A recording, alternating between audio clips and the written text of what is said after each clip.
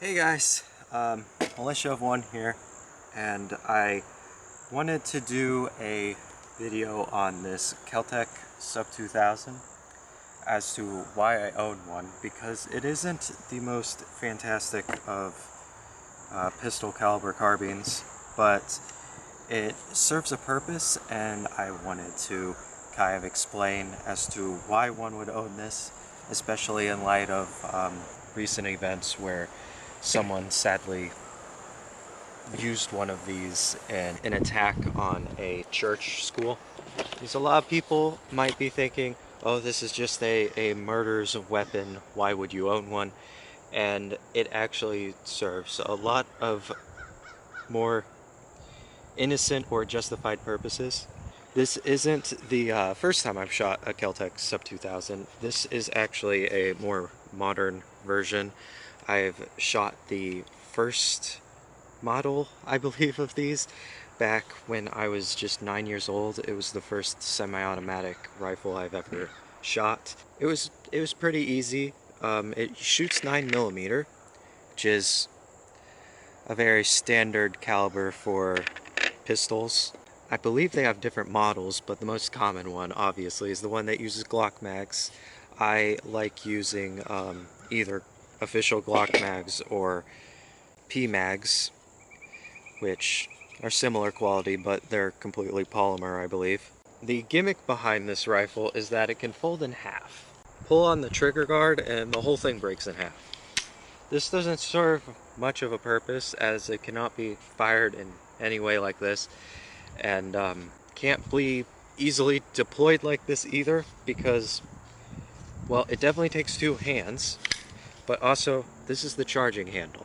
So typically when you're storing it, it's down like this, so even once you deploy it, you still have to charge it, which for me, I usually use my right hand to charge it, which means your hand can't even be anywhere near the trigger when charging it. This makes deployment pretty slow. Typically when you're reloading a AR platform, you would reload with your left hand, but the fastest way I could figure out how to deploy this is to keep, this is empty, but I'm still gonna, follow firearm safety, but keep a full mag in there, keep the charging handle locked back, and then have it folded in half.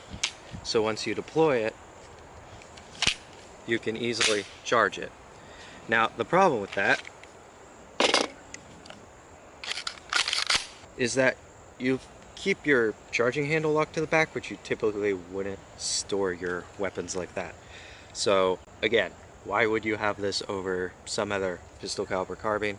Even a Hi-Point 995, which is like $200 cheaper than this, it weighs a ton more. It has more features besides the folding in half part.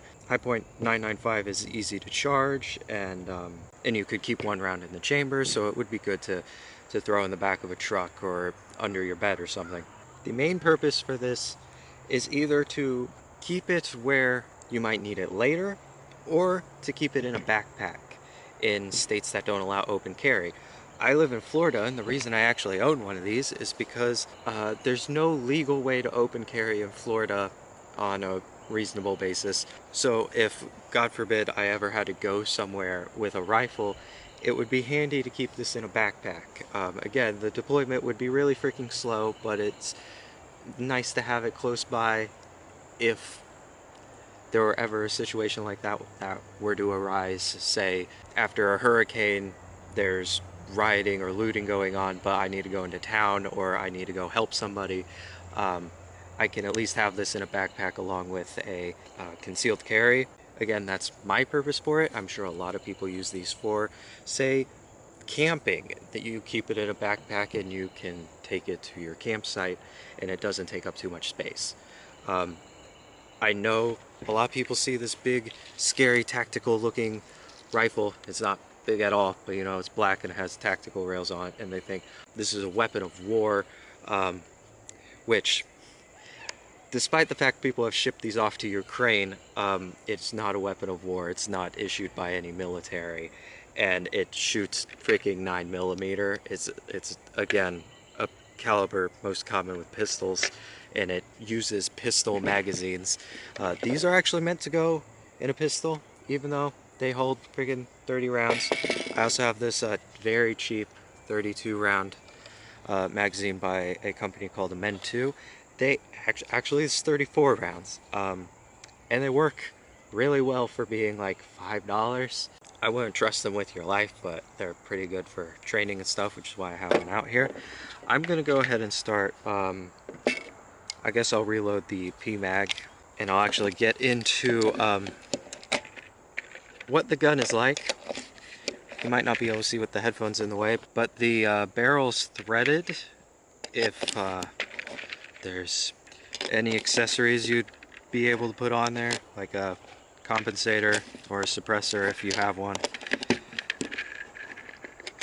Despite having the rails, if you're going to fold it in half, you can't put a sight on it because, again, it folds in half and the sight would get in the way, which is one of my main problems with this gun. That and the fact it doesn't have a last round hold open, is that the sights aren't great and you can't put your own on there without it obstructing the main purpose of the gun.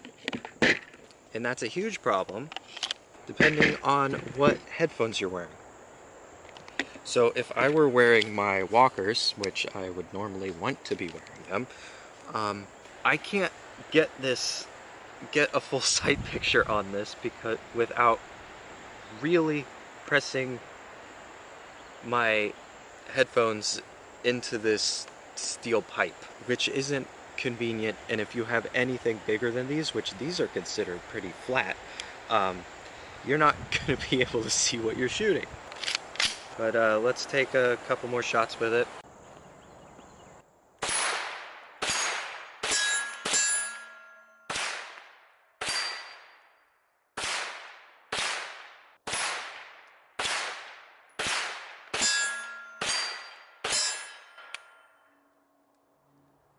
We're out. I wasn't wearing my glasses, so I couldn't actually see the 3 targets down there at the bottom, but I hit some stuff. And then you just fold it up and there you go. It's a thing that some people like to use, and like I said, they even shipped a ton off to Ukraine. It's not just a mass murderer's weapon. It's usually used by people in their trucks, and there's plenty of other options that would be better for quick deployment. I've even seen some people using high-point 995s for home defense. There were some videos online of that, but I can't find the news reportings anymore, so I assume those videos got taken down. Anyways, I just wanted to make this video because the weather was nice, and it's been like in the 80s and 90s already here in Florida. It's probably going to be like that for the rest of the year, to be honest. Here is my quick little overview of the Kel-Tec Sub 2000. Hopefully Florida can legalize open carry at some point, and then maybe I'll get a better pistol caliber carbine. But it is just a cool gimmick, and I have no idea why that were decided to use this, because there's honestly nothing tactical about it. There's so many inconveniences going on with it. This caliber is my preferred home defense caliber, not because of its effectiveness, but actually because of its lack of effectiveness. I don't have to worry about one of these flying through 4 walls and hitting an unintended target, and it's more controllable and manageable in a high intensity situation, such as being awoken in the middle of the night. Again, I wouldn't suggest this unless you keep it unfolded and charged, but then that kind of takes away the point of having one of these. There you go. I'll see you guys in the next video, but if you're interested in my blog at all, I know I haven't uploaded to it in a while, and that's because I think I'm going to make the change over to Substack. So I'm going to leave a link in my descriptions from now on to my Substack page, and you can just subscribe to me there. We were just having way too many problems with getting subscription emails to go out using WordPress. I don't know why none of the plugins are working with me.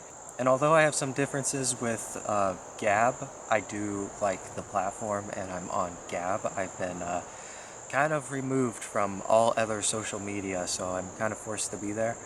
So if you would like to follow whatever the heck I'm doing, I am on Gab. And I'm going to make a separate video for this, but I did publish a paperback pamphlet on Amazon. If you're interested in that, the link will be in the link will be in the description and probably up on the screen.